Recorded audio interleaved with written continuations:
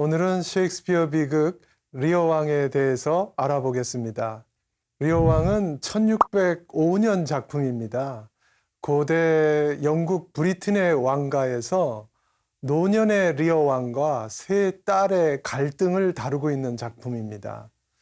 이들의 이야기와 더불어서 글로스터 백작의 두 아들의 이야기도 부차적으로 등장합니다.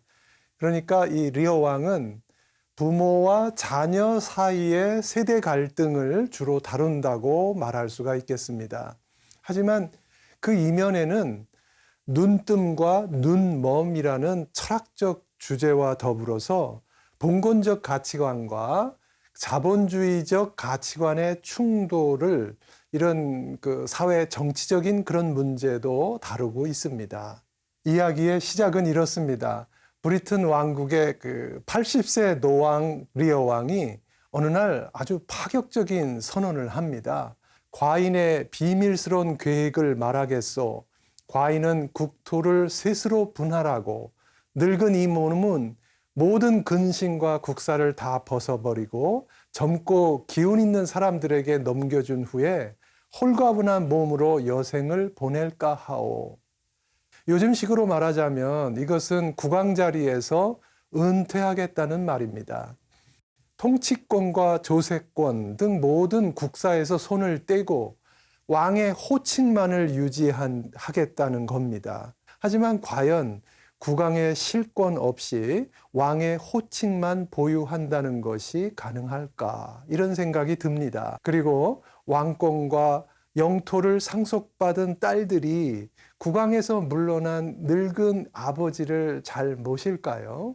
리어 왕은 딸들을 모두 불러놓고 이렇게 말합니다. 내 딸들아, 너희 중에 누가 나를 제일 사랑하는지 말해다오. 그러면 내가 그 애정과 공로를 합해서 제일 강하게 요구하는 사람에게 제일 큰 재산을 줄 것이다. 리어 왕은 딸들이 말로 표현하는 그 사랑의 정도에 따라서 유산의 크기를 결정하겠다는 것입니다. 여러분, 리어 왕의 이런 행동을 어떻게 생각하십니까? 리어 왕의 이 같은 행동에는 몇 가지 문제가 있습니다. 먼저 아무 실체가 없는 말을 과연 신뢰할 수 있느냐 하는 것입니다. 또한 리어 왕은 유산이라는 물질적 가치에 의거해서 자신의 자식 사랑을 표현하고 있습니다. 즉 아버지로서 딸에 대한 사랑을 유산, 즉 어떤 재산의 가치로 표현하고 있다는 것이 문제입니다. 너무 좀 물질적이지 않을까요? 그리고 리어 왕은 지금 상속권이라고 하는 막강한 권력을 딸들에게 행사하고 있는 것입니다. 어쨌든 리어 왕은 이 첫 장면에서 아버지로서 그리고 국왕으로서 좀 현명치 못한 모습을 보여줍니다. 자, 첫째 딸 거너릴이 먼저 말합니다. 아버님에 대한 저의 사랑은 말로 다 표현할 수 없습니다. 시력이나 자유나 그 어떤 값지고 희귀한 보물보다도 더 아버님을 사랑합니다. 저의 사랑은 세상 그 어떤 자식의 사랑보다도 세상 그 어떤 부모가 받았던 사랑보다도 더 큰 사랑이고 모든 한계를 넘어서는 사랑입니다. 예, 왜 안 그렇겠습니까? 여러분 생각해 보세요. 단순히 아파트 한두 채를 물려주겠다는 게 아닙니다. 왕국 전체를 주겠다는 겁니다. 이런 상황에서 뭔 말인들 못하겠습니까? 리어 왕은 흡족해합니다. 그래서 자신의 왕국의 3분의 1을 떼어서 큰딸에게 줍니다. 그리고 이번에는 둘째 딸 리건에게 묻습니다. 너는 나를 얼마나 사랑하느냐? 둘째 딸 리건이 대답합니다. 제 사랑도 언니와 같습니다. 다만 언니가 빠뜨린 것은 세상 모든 다른 기쁨은 모두 저의 원수이고 오로지 아버님께 대한 사랑 속에서만 행복을 느낍니다. 리어 왕은 역시 흡족해하면서 둘째 딸에게 왕국의 3분의 1을 떼어줍니다. 그러나 장녀와 차녀의 이 같은 사랑 고백은 허구입니다. 현실적으로 있을 수 없는 과장된 아첨입니다. 리어 왕은 이것을 인식하지 못하고 있는 것입니다. 리어 왕이 이제 막내딸 코델리아에게 묻습니다. 너의 두 언니에게 준 것보다 더 기름진 내 국토의 3분의 1을 얻기 위해서 너는 무엇이라 말하겠느냐? 자, 말해라. 이렇게 막내딸에게 요구합니다. 리어 왕은 여기서 두 언니에게 준 것보다 더 기름진 국토라고 말합니다. 막내딸에게 더 좋은 것으로 주려고 합니다. 그만큼 막내딸에게 더 큰 기대를 가지고 묻는 것입니다. 막내딸 코델리아가 대답합니다. 없습니다, 아버님. 원문에 보면 nothing, my lord. 리어 왕이 없다니? nothing? 코델리아가 예, 없습니다. nothing. 이렇게 짤막하게 대답합니다. 리어 왕 입장에서는 전혀 뜻밖이고 실망입니다. 더 기대했던 막내딸이 고백할 말이 없다니요. 믿을 수 없는 리어 왕이 재차 묻습니다. 아무 말이 없으면 아무 소득도 없을 것이니 다시 말해보거라. 코델리아가 대답합니다. 불행하게도 저는 제 마음속에 있는 것을 입에 올려 말할 줄 모릅니다.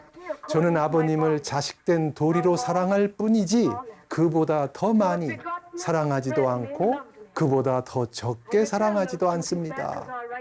자, 여기서 이 코델리아가 아버지를 자식된 도리로 사랑한다라고 하는 말, 이 말을 우리 셰익스피어 그 원문에 보면 according to my bond 이 말입니다. 여기서 말하는 이 bond라고 하는 말은 말 그대로 부모 자식 간의 가족 관계, 유대, 도리를 의미하는 것입니다. 이 사랑은 유산이나 상황에 따라 변하는 것이 아니고 말로도 표현할 수 없는 진실된 사랑이라는 것이죠. 그러니까 진실을 말했다는 막내딸과 어린 게 너무 매정하다고 분노하는 아버지.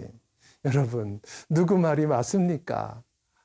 정말 코델리아는 언니들만큼 아버지를 사랑하지 않는 걸까요? 하지만 이 막내딸이 말하는 nothing이라고 하는 영어 단어, 이 없음으로 표현된 코델리아의 사랑은 그러니까 화려한 말이 아니라 행동으로 보여주는 침묵의 사랑입니다. 말의 표현, 그 말의 어떤 겉은 비어 있지만 사실 그 속은 꽉 찬 사랑입니다. 반면에 두 딸들의 사랑은 겉은 화려하지만 그 속이 텅 빈 공허한 사랑입니다. 결국 리어 왕은 코델리아의 진실을 받아들이지 못하고 불같이 화를 내면서 부녀지간에 의절해 버립니다. 사실 리어 왕은 막내딸을 제일 사랑했기 때문에 그만큼 실망도 컸던 것입니다. 리어 왕은 막내딸의 몹새 그 영토를 거너렐과 리건 두 딸들에게 추가로 상속합니다. 그리고 막내딸의 구혼자들에게 결혼 지참금을 한 푼도 줄 수 없다고 말합니다. 버건디 공작은 지참금이 없는 그 코델리아와 결혼할 수 없다고 말하지만 프랑스 왕은 코델리아의 진심을 높게 평가하면서 그녀와 결혼하겠다고 말합니다. 프랑스 왕이 이렇게 말하죠. 아름다운 코델리아, 아무것도 없으나 지극히 넉넉하고 버림받았기에 더 소중하고 멸시를 당했기에 더 사랑스러운 코델리아 공주여, 이렇게 말합니다. 프랑스 왕은 삶의 역설을, 진실을 볼 줄 아는 사람입니다. 리어 왕은 이렇게 이들의 결혼을 승낙하고 아무 축복도 없이 두 사람을 떠나보냅니다. 사실상의 추방입니다. 자, 이 장면에서 충신 켄트가 리어 왕에게 직언을 하면서 반대합니다. 리어 왕이시여, 제대로 보십시오. 그리고 저를 당신의 눈에 초점으로 삼으십시오. 사실 제대로 본다는 것은 쉽지 않습니다. 자칫하면 사물의 겉모습, 외양에 속아서 실제의 그 진실을 못 볼 수도 있습니다. 인생에는 사실 우리를 속이는 것들이 많이 있기 때문입니다. 눈뜸과 눈멈. 우리는 과연 진실을 보고 있는가? 진실을 보는 눈이 있는가? 이것은 셰익스피어 비극의 큰 모티프이자 이 작품의 아주 중요한 주제이기도 합니다. 리어 왕은 분명 눈을 뜨고 있지만 진실을 보는 눈이 멀어 있습니다. 리어 왕은 진실을 말하는 충신 켄트를 왕국에서 추방해버리고 맙니다. 공교롭게도 이 작품의 코델리아와 켄트, 이 두 인물은 리오 왕에게 진실을 말하는 사람들인데 이들은 모두 다 추방됩니다. 여기서 리오 왕의 비극이 시작되는 것입니다. 두 딸들에게 왕국을 물려준 리오 왕. 그는 이제 왕의 호칭만을 가진 채 기사 100명을 거느리고 한 달씩 교대로 두 딸의 집에 머무르겠다고 말합니다. 이들은 아버지가 퇴장하자마자 아버지의 변덕에 대비하자고 서로 말합니다. 아버지가 제일 사랑하던 막내딸을 갑자기 추방한 점, 그리고 충신 켄트를 추방한 점, 두 딸들은 아버지의 이런 행동을 노인네의 망령이라고 말합니다. 그러고는 아버지가 판단력이 빈약하고 자신을 잘 모른다고 비난합니다. 조금 전에 했던 그 엄청난 사랑의 고백이 진실과는 이렇게 다르다는 것을 벌써부터 보여주고 있습니다. 글로스터 백작 가문의 이야기가 바로 이 리오 왕 가문과 더불어서 함께 등장합니다. 리오 왕의 신하인 글로스터 백작은 두 아들이 있습니다.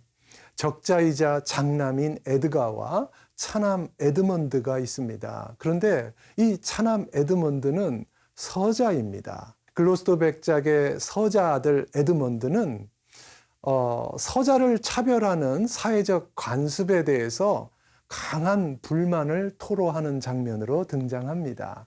에드먼드가 이렇게 말하죠. 무엇 때문에 내가 관습의 희생양이 되어 형보다 불과 10서너 달 늦게 나왔다고 해서 세상의 시끄러운 잔소리에 구속되고 재산도 상속받지 못한단 말이냐. 내가 왜 천출인가? 무엇 때문에 천하단 말인가? 깨끗한 정실 부인의 자식 못지않게 나의 육체는 잘 구비되었고 나의 마음은 고상하고 나의 체격도 준수하지 않느냐? 그런데 왜 내가 천한 서출이란 말이냐? 우리는 재미없고 맥 빠진 잠자리에서 비몽사몽간에 생긴 정실 부인의 멍청한 바보들보다 남의 눈을 속여가며 자연의 욕망을 못 이겨 생겨난 우리가 더 많은 생명력과 소질을 타고난 것이 아닌가. 에드먼드는 자신의 이런 목적 달성을 위해서 수단과 방법을 가리지 않는 마키아벨리적인 그런 인물입니다. 그는 서자를 차별하는 사회적 관습과 질서에 도전하는 아주 도전적인 전복적인 인물이라고 평가할 수가 있겠습니다. 에드먼드는 아버지 글로스터 백작 앞에서 형 에드가가 쓴 것으로 위장한 거짓 편지를 일부러 감추는 척하면서 아버지의 궁금증을 유발합니다. 궁금해하는 아버지에게 마지못해 하면서 보여줍니다. 이 조작된 편지는 아버지를 분노하게 만드는 내용들이 들어 있습니다. 자, 그 내용은 간단하게 말하면 이렇습니다. 노인 때문에 젊은이들이 재산을 써보지도 못한 채 늙는 것은 옳지 않다. 또 노인들이 젊은 사람들을 지배하는 것은 힘이 있어서가 아니라 우리가 참아주기 때문이다. 또 이제 아버지를 죽이고 아버지의 재산을 나눠 가질 계획을 세우자. 뭐 이런 내용입니다. 그러니까 글로스터는 이 편지의 진위 여부를 잠시 의심하지만 형님의 필체가 맞다는 에드먼드의 말을 금방 믿어버립니다. 그리고는 큰아들 에드가를 당장 체포하라고 명령합니다. 에드먼드는 아버지와 형 에드가를 이간하는 데 성공한 것입니다.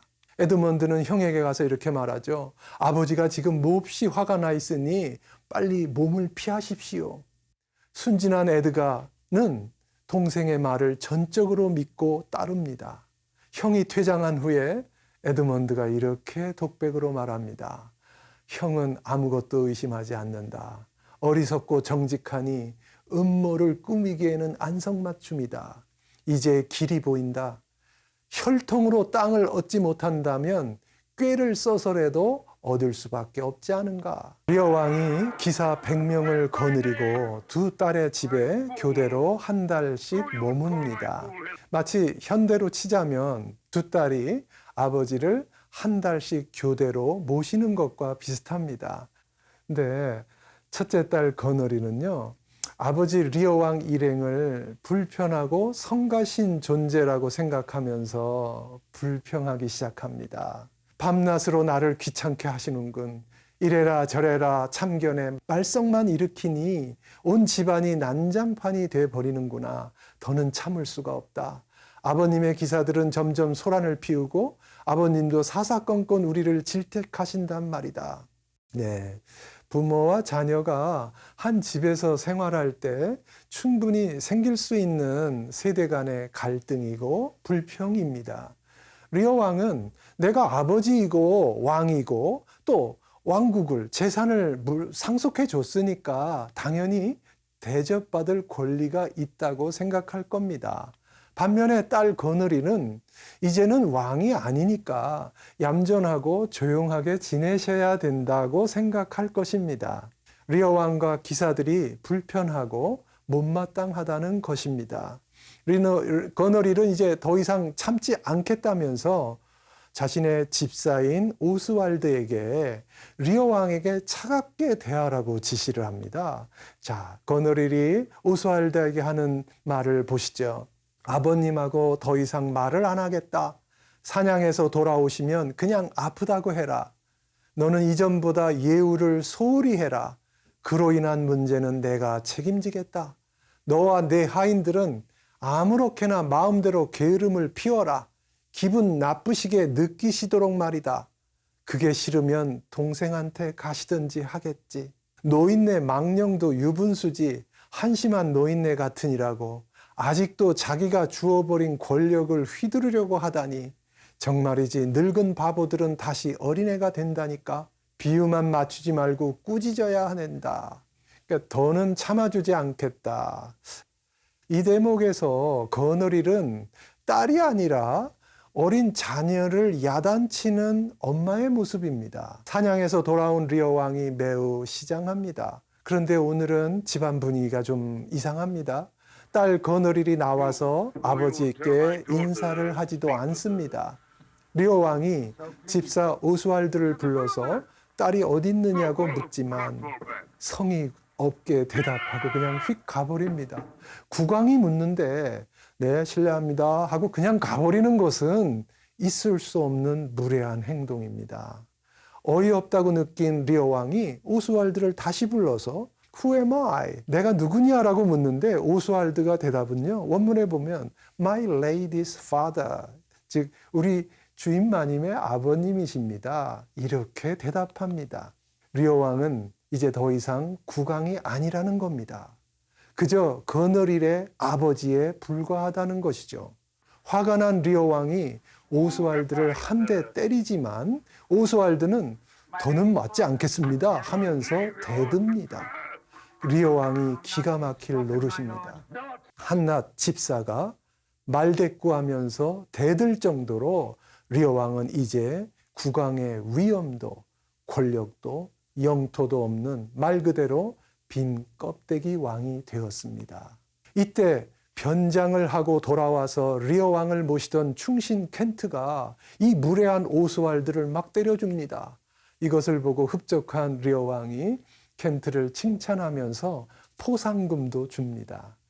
그러니까 이 장면에서 리어 왕의 그 광대가 있는데요. 옆에 있던 그 광대, 이 광대가 바보 광대를 상징하는 자신의 꽃갈 모자를 이 충신 켄트에게 줍니다. 켄트가 야 이걸 왜 나한테 주냐고 묻자 광대가 이렇게 대답을 합니다. 왜냐고? 인기 떨어진 사람 편을 드니까 그렇지. 바람 부는 대로 웃지 않으면 너는 머자나 찬밥 신세가 될 거야. 광대가 이렇게 말합니다. 이 말이 무슨 말이죠?